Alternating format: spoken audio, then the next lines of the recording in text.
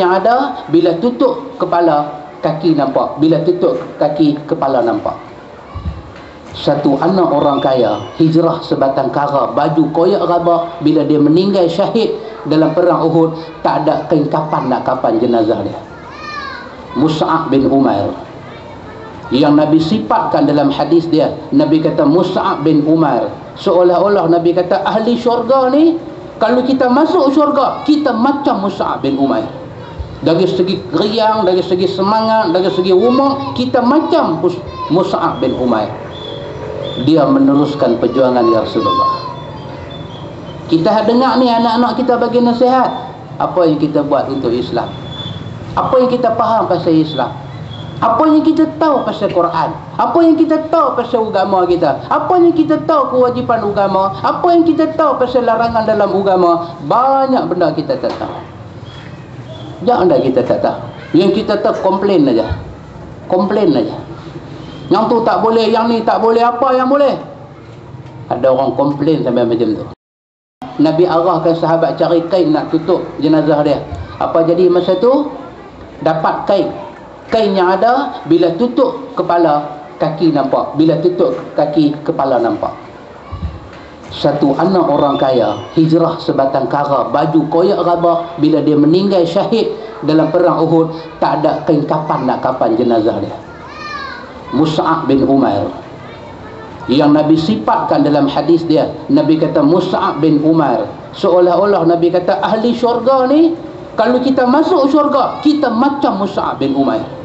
Dari segi riang, dari segi semangat, dari segi umur, kita macam Mus'ab bin Umair. Dia meneruskan perjuangan ya Rasulullah. Kita dengar ni anak-anak kita bagi nasihat. Apa yang kita buat untuk Islam? Apa yang kita faham pasal Islam?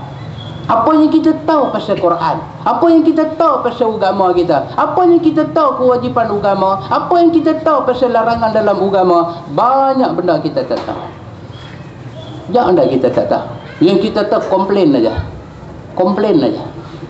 Yang tu tak boleh, yang ni tak boleh, apa yang boleh? Ada orang komplain sampai macam tu. Ada orang tak tahulah dia makan tebuan ke makan apa, tak tahu.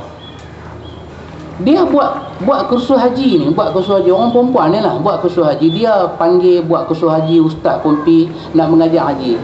Dalam kursus haji tu terang kata orang perempuan dia kena jaga aurat, kena jaga pasal orang perempuan yang dikatakan ihram, orang pakaian ihram ni kena satu pakaian yang menutup aurat seluruhnya. Orang perempuan kena jaga. Atas dunia ni sebelum pergi Mekah pakai skirt ke pakai apa lantak pergi hang lah. Tapi hang pergi Mekah hang kena pakai satu pakaian tutup aurat, hang tak boleh buka. Tak boleh dedahkan aurat. Aurat kena jaga. Dia hanya panggil ustaz buat kursus haji, lepas tu dia marah. Dia kata teruk sampai pergi Mekah pun tak boleh ke buka sikit. Itu ada orang macam ni. Dia ni mau bagi menikah dengan King Kong lah senang. Leceh punya orang. Kita cerita pasal aurat, dia marah pula kat ustaz tu. Dia kata leceh lah, panggil ustaz lain lah senang. Habis hang nak pergi Mekah pakai skirt ke? Hang nak pergi Mekah lagu mana? Hang nak pakai selawat jin? Hang nak buat gila? Hang nak pergi Mekah lagu mana? Tutup aurat bagi elok. Dia kata bukan tak mau tutup aurat, nak tutup. Tapi dia kata janganlah sampai semua nak kena kepung, dia kata. Ada orang lagu tu, dia dalam ni kuman banyak dalam ni. Pasal kesan lelaki dia seokok duk sembang dengan dia, asap tu masuk kat dalam. Dan kesan dia macam tu lah. Jadi makcik kalau lelaki seokok suruh pergi main jauh. Hanya ramai kat aku kata okok tu masuk kat aku, selagi aku menjadi macam perempuan gila tadi. Muslimin dan muslimat yang dirahmati Allah, kita apa satu yellow kita tak tahu, apa sebatas haram kita tak tahu. Tapi anak-anak kita bagi keinsafan dekat kita malam ni, perjuangan kamu kami teruskan ya Rasulullah. Kita nak terus macam mana? Allah Subhanahu Wa Ta'ala pada hari wafatnya Nabi, sebelum Nabi nak wafat, Nabi panggil sahabat dia berkumpul. Nabi bagi tahu dekat sahabat, taraktu fikum amraini, ada aku tinggal pada hampa dua urusan.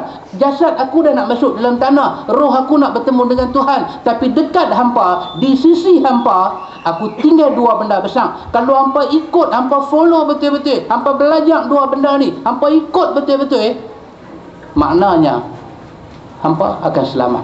Lan tadillu abada.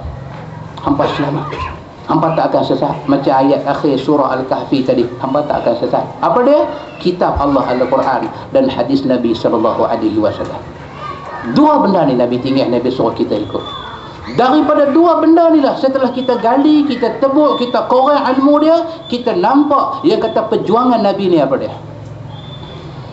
Ketika Nabi SAW sebelum dia dilantik menjadi Rasul, kehidupan orang-orang perempuan pada masa tu cukup kedudukan mereka rendah sampai tak ada nilai.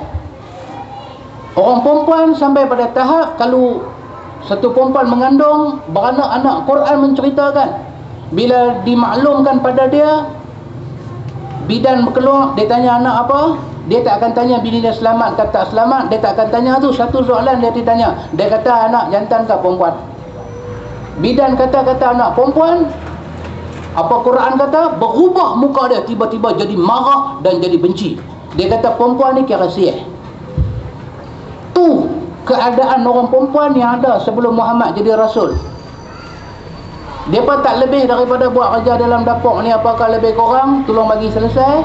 Satgi hero dia nak balik, betul apa-apa lebih kurang nak makan.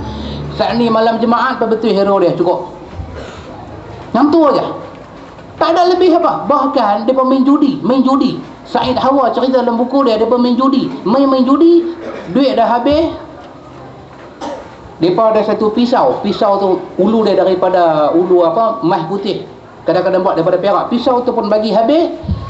Kalau ada tanah sekagang kera, tanah tu pun tolak api. Kira judi mau menang. Tiba-tiba tak menang juga. Duk fikir habis dah nak balik modal macam mana. Dia nampak gambar bini dia. Dia kata hang mai, hang jadi pertaruhan judi. Itu nilai orang perempuan sebelum Muhammad mai. Perjuangan Muhammad untuk orang perempuan. Bukan macam perjuangan kalang kabut daripada Johor tu. Tu perempuan tak mengerti agama tu duduk di Johor tu. Dia baca Matlul Badrain, dia tak faham isi Matlul Badrain. Dia yang jahil, dia kata Matlul Badrain tak betul.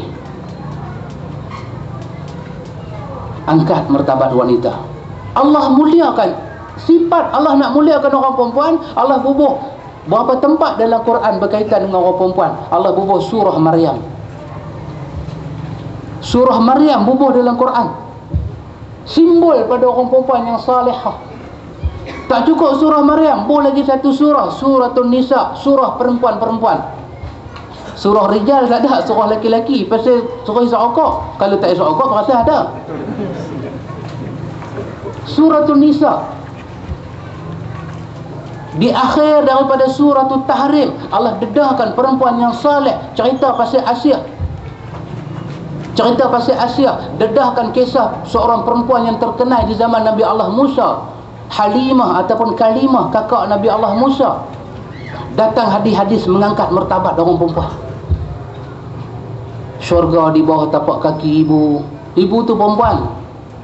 Orang jantan jadi ibu pondan lah. Penaik martabat. Bahkan macam Al-Ghazali sebut dalam Ihya, perkara yang paling ketara pada orang perempuan, Allah bagi keistimewaan apa dia? Tutup aurat. Ya Allah, cuba bayang orang perempuan.